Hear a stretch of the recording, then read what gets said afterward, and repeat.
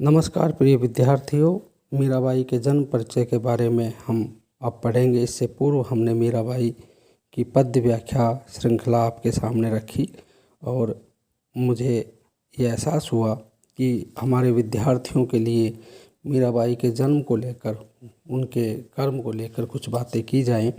तो किसी भी साहित्यकार को जब हम पढ़ते हैं तो उसके साथ में उनका पारिवारिक परिवेश, उनका सामाजिक परिवेश, उस समय का जो कालगत जो परिवेश है उसके बारे में भी और उनके जन्म के बारे में भी हमें थोड़ा सा दृष्टिपात कर लेना चाहिए। और उसी श्रृंखला में मैं इस वृत्तचित्र को लेकर आपके सामने उपस्थित हूँ, हाजिर हूँ।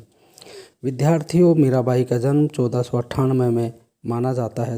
ये निश्चित तिथि तो मैं नहीं कह सकता हूँ, लेकिन सामान्यतः जो इतिहासकार हैं वो इसी तिथि पर अपना मत एक करते हैं। उनकी मृत्यु 1546 में निश्चित की गई है। मीराबाई का जन्म कुर्की में हुआ था, जो मेड़ता नागौर के पास एक रियासत थी, वहाँ पर उनका जन्म हुआ था। उनके जो दादा थे वो राव दूदा के नाम से प्रसिद्ध सामंत थे। उनके पिता राव रतन सिंह के नाम से प्रसिद्ध हुए और उनके पति भोजराज थे, जो राणा सांगा के पुत्र थे। मीराबाई के गुरु रैदास जी को माना गया है, क्योंकि मीराबाई के कहीं एक जगह ऐसा भी आता है कि गुरु मिला रैदास दई ज्ञान की गुटकी। तो इससे ये उन पद्यों से ही, उस पद्य से ही ये स्पष्ट हो जाता है कि मीराबाई के गुरु रैदास थे। तो इस तरह से मीराबाई का ये जो जन्म परिचय हमारे सामने आता है। बाद में जब उनका निर्वाण है, वो जब उनके अंतिम जो मृत्यु आती है तो उस समय वो स्थान है द्वारका, गुजरात, जहाँ रणछोड़ मंदिर में मीराबाई थी। और ये किंवदंती मान सकते हैं या फिर इतिहास का एक सत्य मान सकते हैं कि ये कहा गया है कि मीराबाई का जो शरीर है वो प्राप्त नहीं होता है। रणछोड़ की मंदिर मूर्ति है वो फट जाती है और उसमें मीरा समा जाती है और उस मूर्ति से एक पल्लू दिखाई पड़ता है। तो ये जो है अंतिम मीराबाई का जो अंतिम सत्य है वो इस तरह से सामने आता है। विद्यार्थियों, मीराबाई को लेकर कुछ बातें हैं, जो ये है कि उसको मरुस्थल की मंदाकिनी भी कहा है। मरु मंदाकिनी के रूप में भी सामने मीराबाई आती हैं।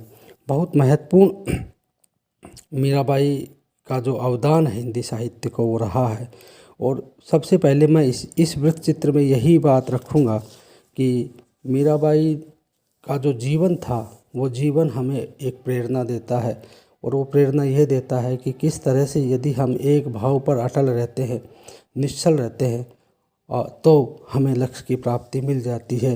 हो सकता है कि हमारी नज़र में या किसी और की नज़र में मीराबाई जिस भक्ति को कर रही थी, जिस भाव को लेकर वो चल रही थी, वो हो सकता है कि सांसारिकता वाले लोगों को बुरा लगे, ये कहें कि ये भी कोई लक्ष्य हो सकता है क्या, ये भी कोई उद्देश्य हो सकता है क्या। तो उनकी नज़र में वो उद्देश्य नहीं हो सकता है शायद, कदाचित। परंतु जब हम किसी को भी, एक चिट्ठी है उसका उद्देश्य होता है कि वो अपने दानों को ले जाकर और अपना जो विवर होता है उसमें डालना। हो सकता है कि हमें ये लगे कि ये क्या लक्ष्य है, क्या उद्देश्य है। उद्देश्य तो बड़े बड़े जो आईआईटी कंपनी में जाना है या डॉक्टर बनना है, इंजीनियर बनना है, यही एक उद्देश्य है। या फिर हम शोध करें, अनुसंधान करें, यही उद्देश्य है। नहीं, उद्देश्य अपने सब के अपने अपने अलग अलग होते हैं। विद्यार्थियों, मीराबाई का उद्देश्य, मीराबाई का लक्ष्य, उसके जीवन की साध यही थी कि वो अपने कृष्ण को, अपने भगवान को प्राप्त करे। और उस साध में उसने अपने पूरे जीवन भर संघर्ष में बिताया। और वो संघर्ष अपने बचपन से लेकर और वो अपने गृहस्थ जीवन में जाती है तब तक उसका पीछा नहीं छोड़ता। और गृहस्थ जीवन में तो उनके साथ में क्या क्या हुआ।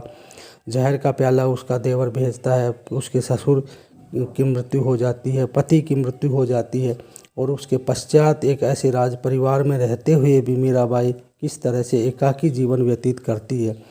और उस समय का तत्कालीन जो समाज था, मध्ययुगीन समाज, तो आप देख सकते हैं उस समय की भारतीय सामाजिक जो स्थिति है और विशेषकर महिलाओं के प्रति जो स्थिति थी वो किस तरह की थी, वो आपको बताने की आवश्यकता नहीं है, आप लोगों को सबको मालूम है। तो उस स्थिति में मैं आपको ये विशेष रूप से इस बात पर प्रकाश डालना चाहता हूँ कि मीराबाई ने उस स्थिति में सब कुछ से लोहा लेते हुए, सब परेशानियाँ झेलते हुए और वो अपने लक्ष्य पर, अपने उद्देश्य पर अटल रही, उस पर अडिग रही और अंत में अपने लक्ष्य को प्राप्त करती है। और आज जिस लोग कहते हैं कि शोध करने से ये होगा, आज उसी मीराबाई के साहित्य पर अनेकानेक शोध कार्य हो रहे हैं और ये जानने की कोशिश कर रहे हैं कि किस तरह से मध्यकाल में स्त्री का स्वर बन के मीराबाई पूरे आकाश में छा जाती है। ये एक काबिल तारीफ़ वाली बात है और विशेषकर राजस्थान के महिला जगत को ये फ़ख्र करने की ज़रूरत है कि उस समय एक अकेली महिला थी जिसने किस तरह से स्त्री के स्वर को प्रखर किया और उन्होंने अपने लक्ष्य को प्राप्त किया।